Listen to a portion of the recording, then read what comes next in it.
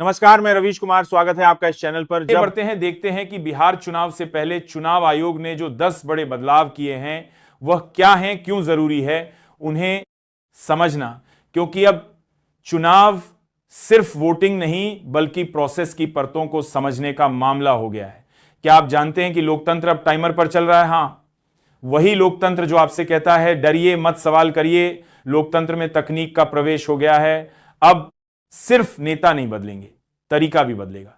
चलिए आपको बताते हैं बिहार चुनाव से पहले चुनाव आयोग के वे 10 बड़े बदलाव जो पहली बार होने जा रहे हैं। लेकिन आप सिर्फ बदलाव मत देखिए, बदलाव के भीतर की नियत और जिम्मेदारी को भी समझिए। एक ही वोटिंग की शुरुआत, अब बिहार का वोटर घर बैठे वोट डाल सकेगा।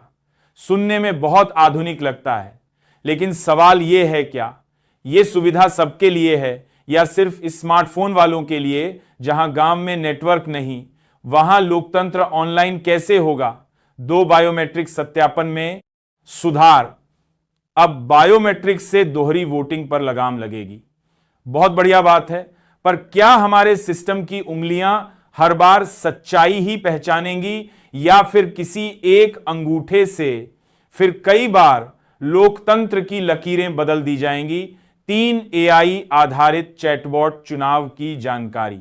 अब आपको मोबाइल पर चैटबॉट देगा। एआई से लोकतंत्र में जागरूकता बढ़ेगी, ऐसा दावा है। लेकिन सोचिए, क्या एआई सिर्फ जानकारी देगा या कहीं एल्गोरिदम से सोच भी तय की जाएगी?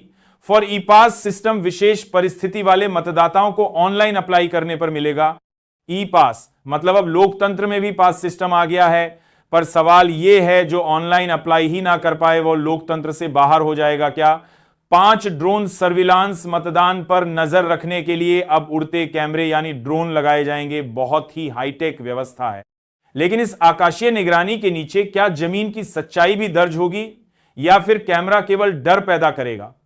6 वोटिंग बूथ की संख्या में वृद्धि, भीड़ कम करने के लिए अब ज्यादा मतदान केंद्र बनाए जाएंगे। सुनने में यह राहत है, पर सवाल यह भी है, क्या हर नए बूथ तक पहुंचने का रास्ता भी पक्का होगा या बस गिनती बढ़ाकर जिम्मेदारी खत्म? क्योंकि लोकतंत्र में बदलाव तभी मायने रखते हैं जब जनता बदलाव को सिर्फ